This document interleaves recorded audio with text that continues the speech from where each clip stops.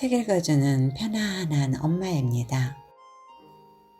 오늘은 한국의 여류화가 청경자 화백의 에세이집 해 뜨는 여자에 수록된 수필 중에서 몇 편을 발췌하여 읽어드리겠습니다. 작가는 나의 인생 노트에서 이 시대의 한국 땅에서 태어나 시대가 요구하는 여성으로 살지 않았다고 고백합니다. 자신이 고통스러운 것은 무엇을 잘못해서가 아니라 스스로 생각하는 예술, 꿈, 사랑이 한국의 기성사회가 원하는 질서와 맞지 않았기 때문이라고 본 것입니다.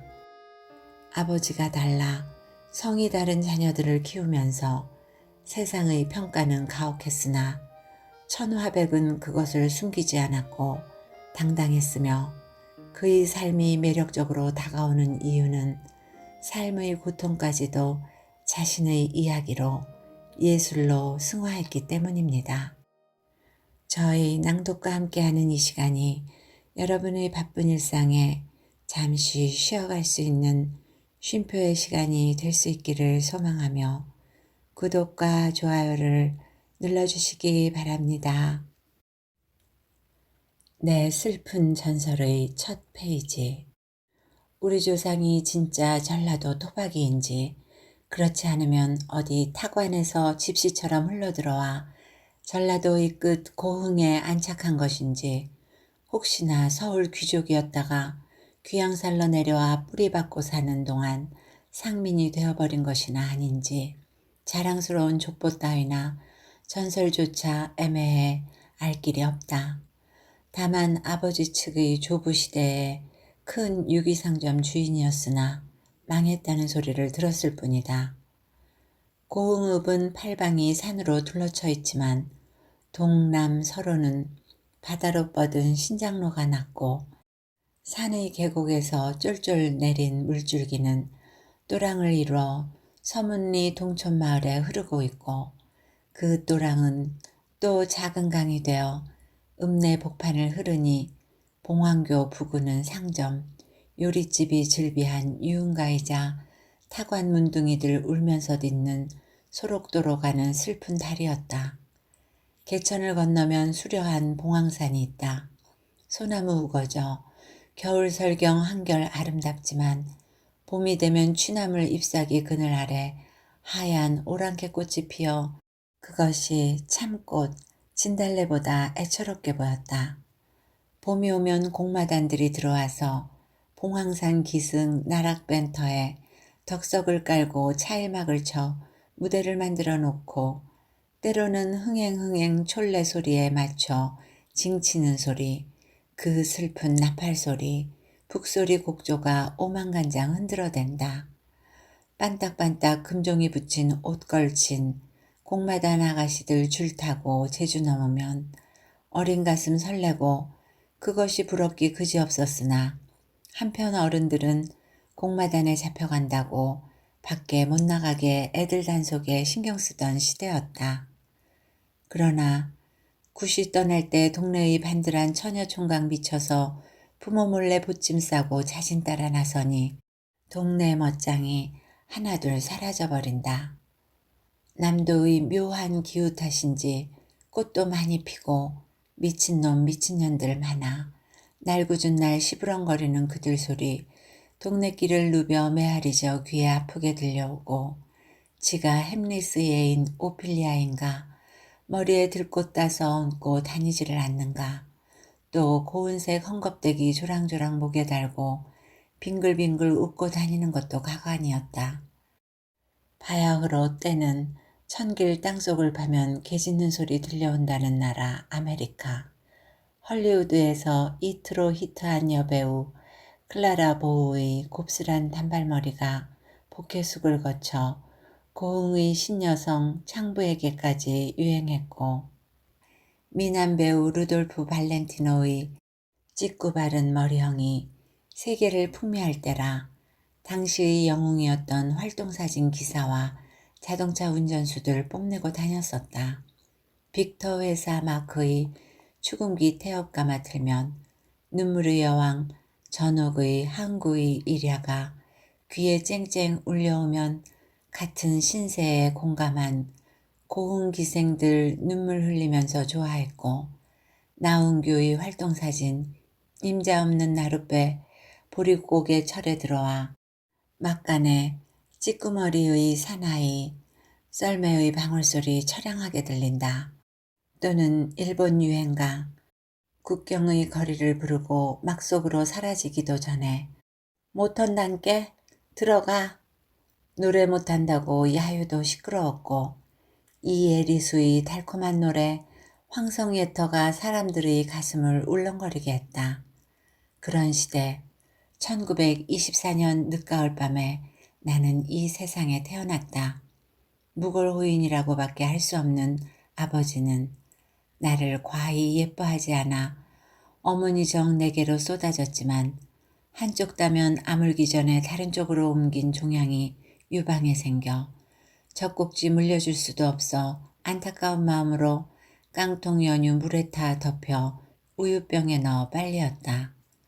우리 아버지 소년 시절에 고아되다시피 했지만 그의 모친 운명할 때 새끼손가락 이빨로 깨물어 모친 입에 생혈 적시어준 효심과 정열 숨어 있었고, 남은 재산으로 어떻게 광주 농업학교를 졸업한 뒤 군청 관리되었으나 타고난 것인지 너무나 외로웠던 탓인지 도박에 물들어 주로 잃는 편의 도박사가 되어 그 때문에 일시 휴직당하고 친구와 동업한다고 안 주는 논문서 외할아버지에게 꼭 성공하겠다고 사정하여 빌려 양말 공장 차렸지만 단시일에 본전 못 찾고 망해버리고, 장인에게 죽일 놈 살릴 놈 소리 들어 속병 앓다가 가슴에 책이 고질되고 그 공장에서 쏟아진 양말 뭉텅이마저 동업자와 내미룽 하다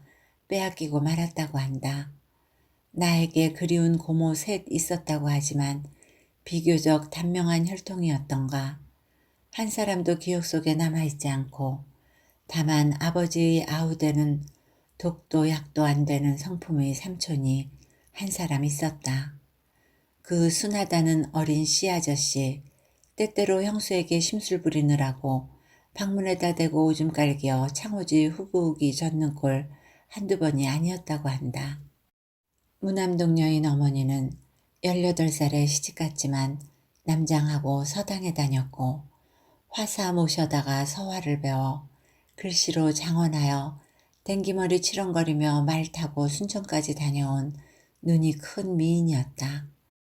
많은 구혼자가 있었지만 딸 떨어지기 싫은 외조부께서 일부러 고독한 처지의 신랑감 찾느라 우리 아버지를 골라 사위 삼았으나, 어머니께서 시집에 와보니 숟가락 몽둥이 하나 제대로 남아있지 않았다고 한다. 나는 어머니에게 안겨 자동차에 흔들리다 보채며 울었지만 어머니는 젖꼭지는 물려주지 않고 노란 국화같이 생긴 비스킷 하나를 물려주었다. 그때가 아버지 양말 공장이 망해 복잡했던 나머지 잠시 따로 살게 되어 아버지 형제는 읍내에서 자취생활하고 어머니는 나를 안고 성주동 통칭 산 밑에 친정살이 하러 버스에 오른 때였나 보다.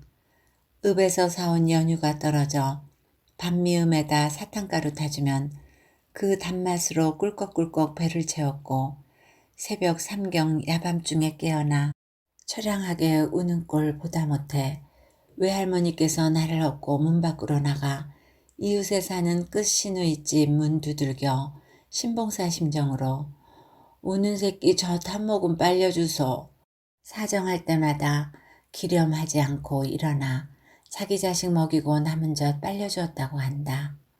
내가 돌떡 같고 아그장아그장 걸어 젖 먹여준 외고모 할머니 댁에 갔다고 후에 들었지만 그 기억은 없다. 처음 볼 수 있었던 시각적 기억은 어떤 아공간 요새 같은 걸 뚫고 가는 듯 그저 막막하고 뿌옇고 푸른 하늘 아래서 건너뱅이 언니 등에 업혀 누구네 집 사리문 속으로 들어갈 때 시야를 연분홍으로 활짝 덮어준 꽃나무를 본 것이었다. 두 번째 이야기. 6월의 상흔. 살랑살랑 느티나무 이파리가 한들거리는 소리가 가깝다. 햇빛이 눈부시게 쏟아지는 대낮에 유령이 나오는 어느 외국 소설을 읽었다. 궂은 날 밤중에 나온다는 우리나라 유령님 이야기보다 더 처절하고 소름이 오싹 끼친다. 피곤과 나태로움이 온몸에 깃들어 맥 풀린 사람처럼 팔베개를 하고 누워보았다. 오만 가지 정리되지 않은 감정이 폭발할 듯 내 가슴은 데모의 꽃으로 가득 차 있다. 밤중에 나온 유령보다 대낮에 나타난 유령이 한층 절박감을 주듯이 궂은 날의 우수보다 눈부신 햇빛 아래 맛보아야 하는 우수가 더 괴롭고 즐겁다. 부드럽고 향기로워 보이던 실록이 짙어 녹색이라기보다도 검푸르게 보이는데 느티나무 잎이 또 한 번 살랑살랑 흔들린다.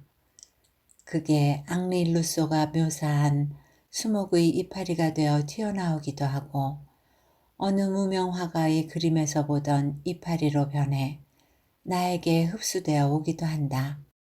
마치 녹색의 요정이 뚝뚝 떨어져 가슴 언저리에 번진 듯이. 멀리 산꼭대기 바위 쪽으로 성냥개비 같은 사람의 움직임이 보인다. 일제말 이맘때이다. 시골집에서 나는 바느질을 하고 있었다. 그런데 언덕을 쳐다보지 않아서 몰랐지만 나중에 이야기를 들으니 대학생복 차림의 한 청년이 오래도록 언덕을 배회하면서 우리 집을 내려다 보더라는 것이다. 그래 이웃집 큰애기가 저것이 스파이인갑단게 옥자를 홀라내려고 그란다냐? 청경자 씨의 원래 이름은 옥자입니다. 하고 소리를 지른 일이 있었다. 요즘 세태의 불안해서 오는 감정인지 모르지만 그 성냥개비같이 작게 보이는 인물이 무슨 불길한 사람같이 느껴져서 구접스럽게도 옛날 이야기를 상기했다. 그러나 그 뒤를 성냥개비가 줄이어 움직이는 걸 보고 등산객인 것을 알았다. 지난 초파일 밤 산을 보고 나는 놀랐다. 비행 접시가 조랑조랑 떠있는 듯 불빛이 점점이 산에 걸려 새삼스럽게 절이 많아 보였다.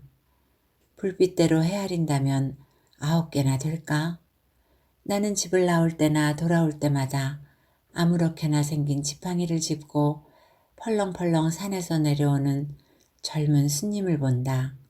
그리고 누리끼리하게 뜬 얼굴에 밀짚 모자를 쓴 회색의 여성들을 만나게 된다.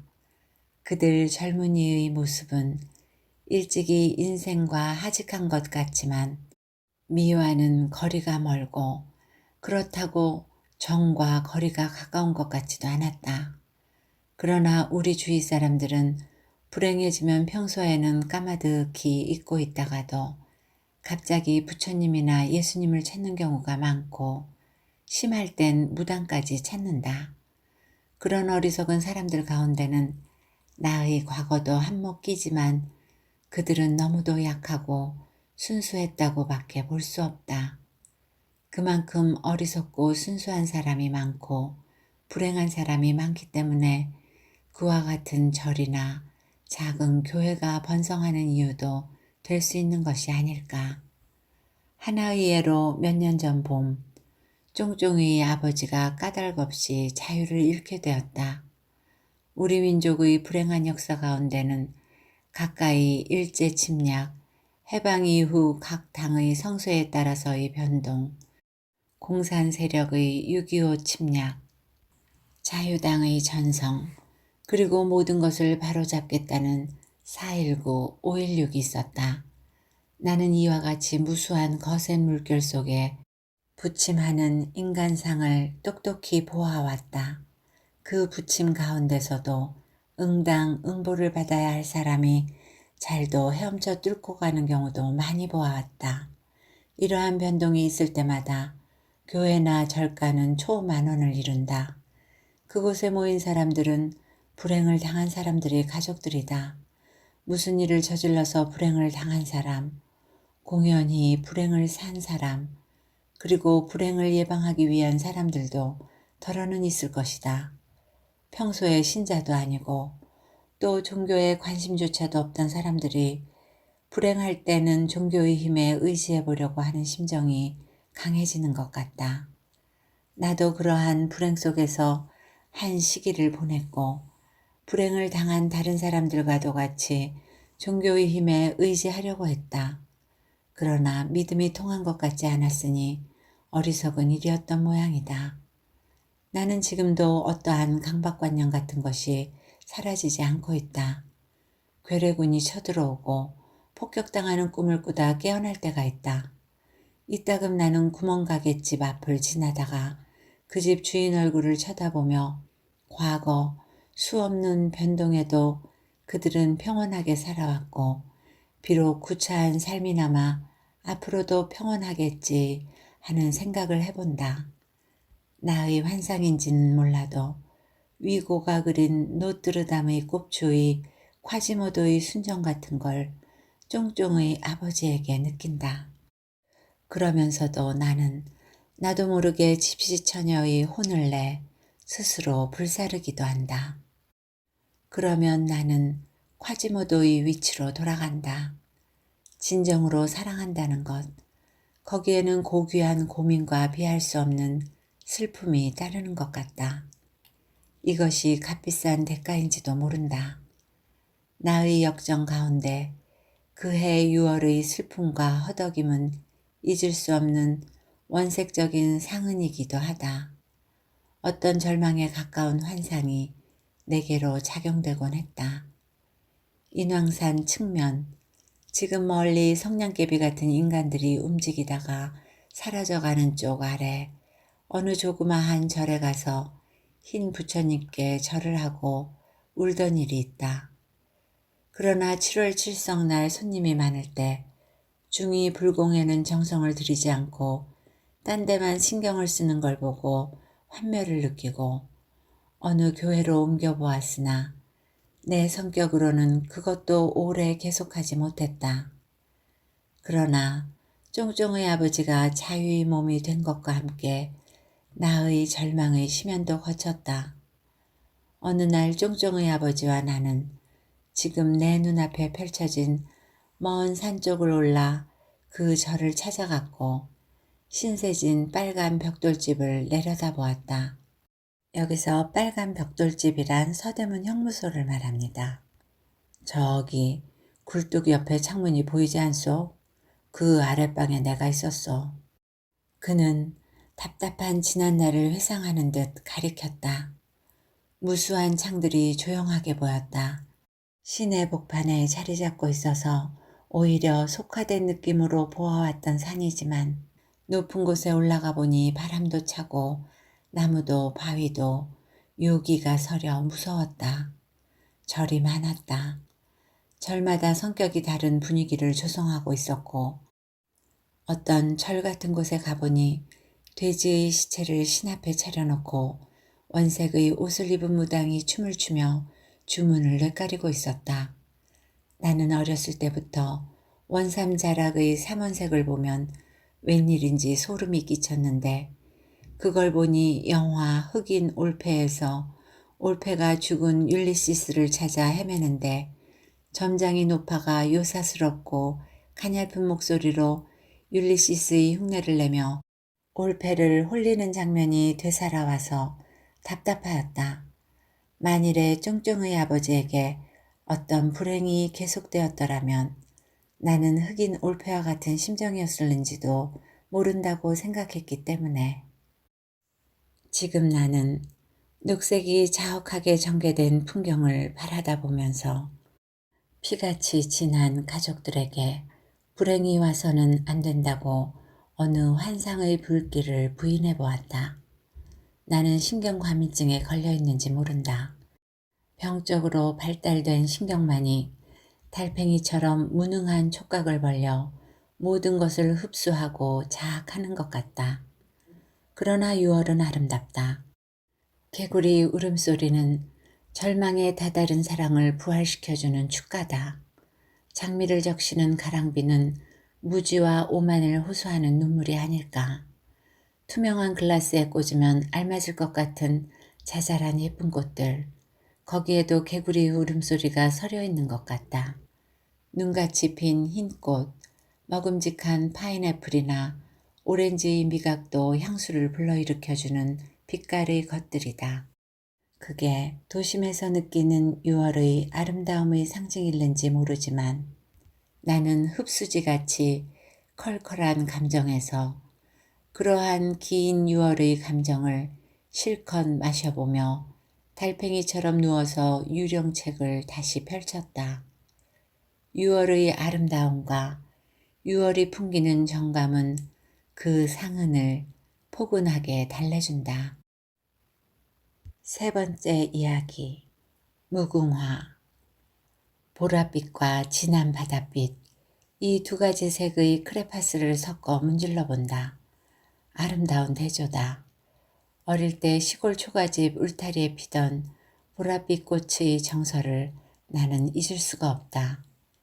지금 말로는 해수욕인데 그때는 촌 사람들이 물 맞으러 간다고들 했던 것 같다. 외할머니와 나는 이웃집 큰애기 여우기와 사굿이라는 마을로 물 맞으러 갔다. 여우기는 목소리가 좋아서 노래를 잘 불렀고 걸을 때마다 곱게 따은 숨 많은 머리채에 치렁치렁 댕기가 나부껴 모두가 아름답다고 칭찬이 자자하였다.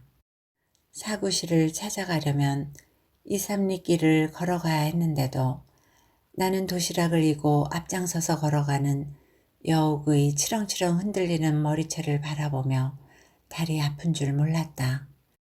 마을에 도착하여 무궁화 꽃이 울타리에 많이 핀 초가집 마루에서 쉬게 되었다. 그 마을에서 먹을 거라고는 큰 까마귀 참외뿐이었다. 참외를 먹으면서 나는 보랏빛이 나는 무궁화를 생전 처음 바라다 볼 수 있었다.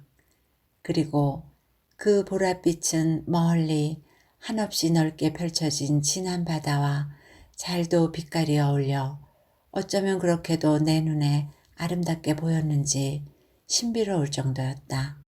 무궁화는 필경 바다가 있어 더 곱게 보였던 게 아닌가 싶었다. 물 맞는다고 바다에 들어갈 때는 애나 어른이나 그 모습이 참 원시적이고 모두 우스꽝스럽게만 보인다.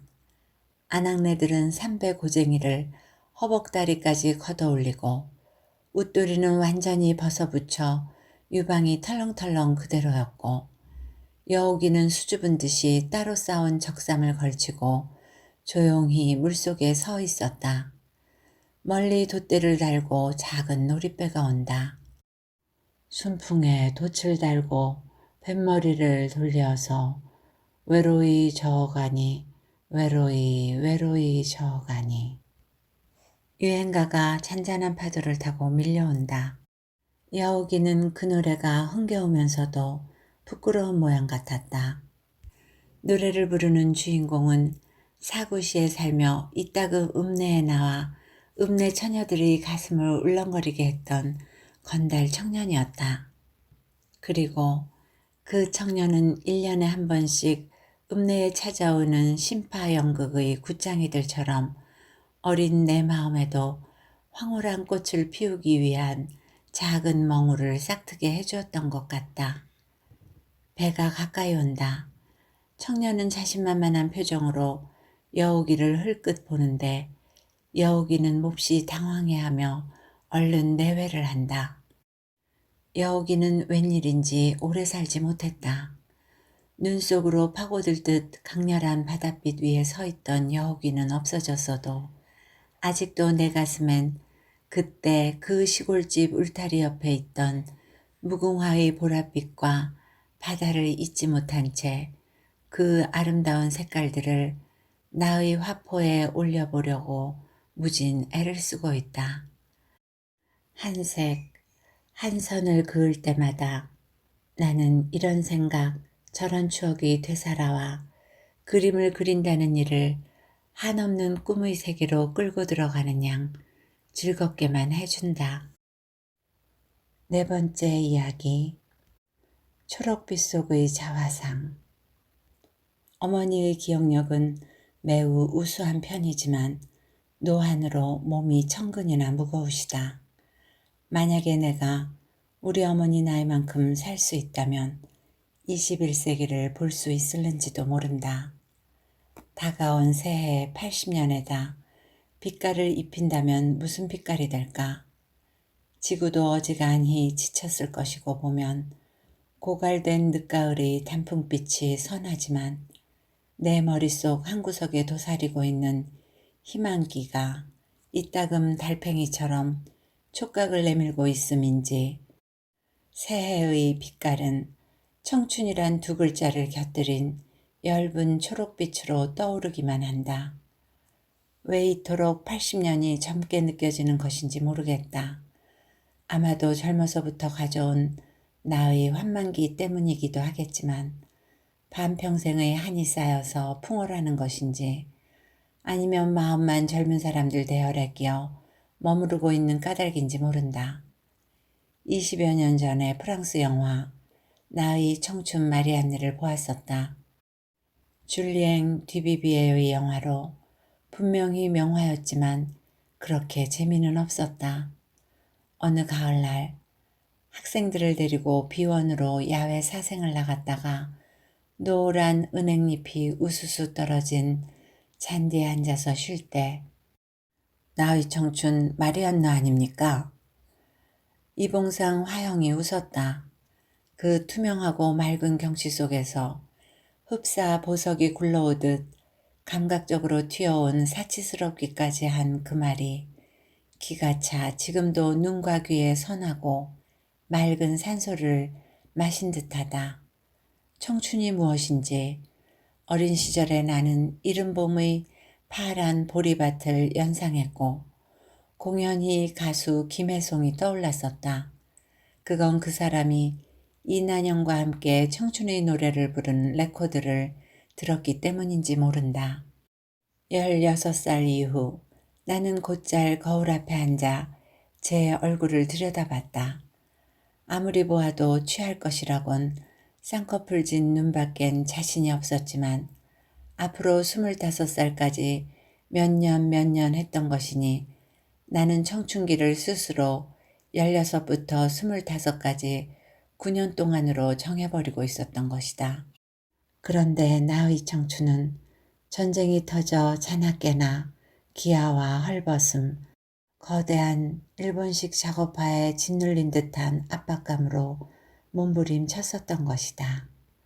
해방이 되어 아직도 25까지 3년이라는 유효 청춘이 남아있었지만 정직한 아버지 덕분으로 기아와 헐벗음을 쉬 못 면했었고 전쟁에서 헤어나온 대신 어쩌다가 결혼패를 잘못 뽑아 인간 고통으로 세월을 보내야 했다.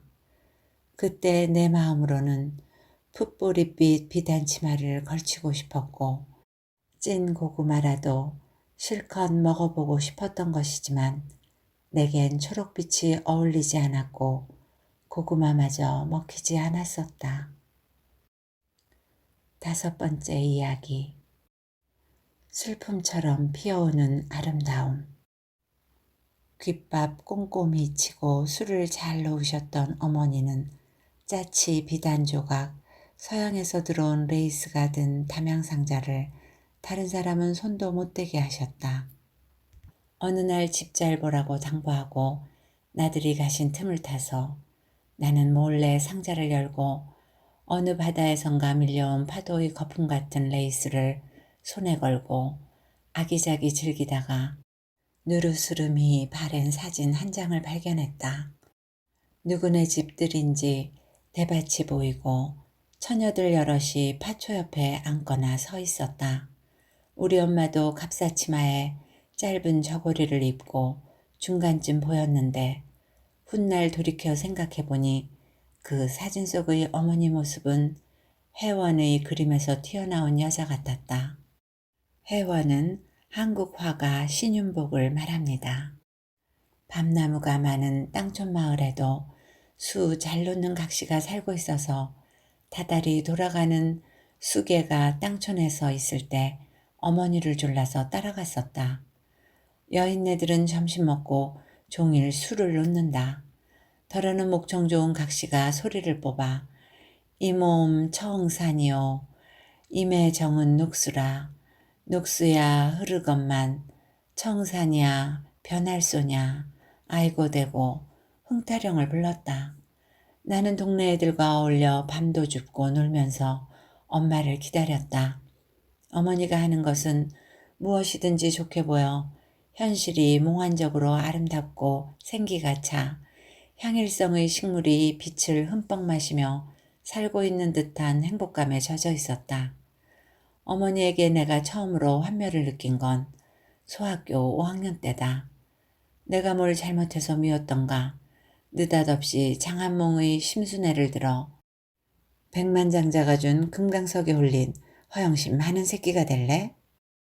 히스테리컬하게 야단을 치니 심파연극에서의 연애 장면이 떠올라 쑥스러워서 견딜 수가 없었다. 또 삼촌이 장가들어 촌에서 온 동서와 같이 살게 된 무렵 동서가 해왔다는 유난히도 길고 빤딱거리는 인조경 공단 저고리를 입은 어머니는 낙지장수 같은 꼴이 되어 시각적으로 나를 고문했다. 곱고 아름다운 건 노상 있는 것이 아니고 추나추동 사시절의 변화처럼 왔다가 환멸과 슬픔, 불행, 고통으로 바뀌어 지워져 버리고 그것이 되풀이되는 동안 세월은 가고 어릴 때 어머니 품 안에서 가슴 설레이며 보았던 서커스, 그 서커스가 막을 내리고 떠나버린 날, 그리워서 걷잡을 수 없이 허전했던 슬픔, 그토록 아름다웠던 서커스도 내일 없는 방랑생활의 밑바닥 인생 축도인 것을 알았다. 내 인생 역시 줄을 타고 떨어지지 않으려고 아슬아슬 고개도 해야 했고 말이나 개, 꽃과도 대화하고픈 고독을 몇백 번 씹었던가. 지그시 눈을 감으면 한 번 앓은 적 있는 중심성 망막염 때문인지 또는 노쇠 현상인지 검은색의 다색이 감친 수많은 나선형이 소용돌이치다 한 사나이의 희미한 얼굴을 그려낸다. 어둠 속에서도 눈빛만 강한 얼굴이 무서워 나는 눈을 뜬다. 동양 사람 같지 않고 고수머리가 악성 핸델이나 바하의 머리 모양을 방불케 해 필경 서양 사람이고 옛날 사람 같은 모습이었다. 마음이 약할 때는 저것이 4차원 세계에서 내려온 사자가 아닌가 하고 나는 섬뜩해지는 것이었다. 단 한 번 나선형 월계까지를 두른 창백한 얼굴의 미남자를 그린 적이 있어서 나는 한참 응시했지만 역시 모르는 사람이었다. 싸늘한 미남자는 먼저 하인이라도 시켜 내려보내고 나중에 무엇 때문에 기억해두라고 나타났을까? 7년 전에 이탈리아의 피렌체에서 3, 4일을 묵었었다. 그곳은 옛날 분위기 그대로여서 나는 타임머신 작용에 걸려 먼 중세기 시대로 돌아간 느낌을 받을 정도였다. 눈을 감을 때 단 한 번 나타난 사나이처럼 보이는 젊은이를 따라 어느 레스토랑에 들어갔었다. 나는 영화나 사진에서만 보았던 페치카에서 타오르는 포근한 불꽃을 처음 보았다. 불빛은 탁자 위 유리병에 꽂힌 한 송이의 흰 카네이션을 묘한 분홍색으로 만들었다. 르네상스 예술이 총망라되다시피 진열되어 있는 윗지 미술관이란 우피치 미술관을 말하는 것입니다. 레오날드 다빈치나 미켈란젤로는 다른 예술가보다 더 심오한 고독과 싸워 예술을 승화시킨 위대한 사람들이었는지 그들 작품의 여자상은 남상 질린 얼굴을, 남성은 반대로 여성적인 무드가 깔려 아름다움이란 차원을 넘어서 요요하고 신비로웠다. 나는 그 감동을 아는 채로 보티첼리의 유명한 봄 앞에 한참 동안을 서 있었다. 귤나무인지 쌀이나무인지 숲속 한가운데 애를 잉태한 듯 배가 볼록한 비너스가 서 있고 양쪽엔 4월의 정, 5월의 정들이라고 할까? 아름다운 요정들이 춤을 추고 있고 히랍 신화의 마르스 신을 방불케 하는 남자도 있었다. 그 오른쪽에 미묘한 우수를 품은 꽃의 신이 보인다. 머리에 꽃을 듬뿍 쓰고 목에도 꽃을 걸고 손에도 꽃을 받쳐들고 꽃무늬가 박힌 시폰 같은 천으로 휘감긴 몸에 바람에 날아갈 듯한 모습은 허무한 감상마저 느끼게 해준다. 나는 현대의 여자 히피족 차림을 연상하고 쓴 웃음도 지었지만 보티첼리는 봄을 그리기 위해 귀족의 딸 모시네타를 모델로 썼다는 설이 있다. 시모네타는 일찍 죽었다고 하니 아마도 폐결핵이 아니었던가 나 혼자 상상해본다. 인생의 애상, 운명적인 비극은 봄이라야 어울리는가. 햄릿의 애인 오피리아도 들꽃 듬뿍이 꺾어 헝클어진 머리카락 위에 얹어 미쳐 헤매고 역대로 기구한 운명의 미녀들, 교수대의 이슬로 사라지기 전 옥사 너머로 바라다 보이는 오랑캐꽃 무척이나 부러워했을 것이다. 나는 지금 슬픔과 아름다움을 쪼아먹고 사는 직업을 택한 인과로 모델을 쓸 때마다 그리는 동안 웬일인지 전후의 맥락도 없이 슬퍼지고 시모네타가 연상되어 오며 그때에 한해서 윤회설 같은 것을 믿게 되는 것이다. 나를 소중히 여긴 나머지 고운정 쏟아주시고 때로는 일란성 쌍둥아처럼 같이 싸우고 토라져 울고 웃던 어머니와의 인생이 지금까지도 계속되고 있다. 그것이 내가 세상에 태어나 받은 단 하나의 복인지도 모른다. 읽어드릴 부분은 여기까지입니다. 편안한 시간이 되셨는지요? 좋은 시간이 되셨기를 바라며 오늘도 행복하세요.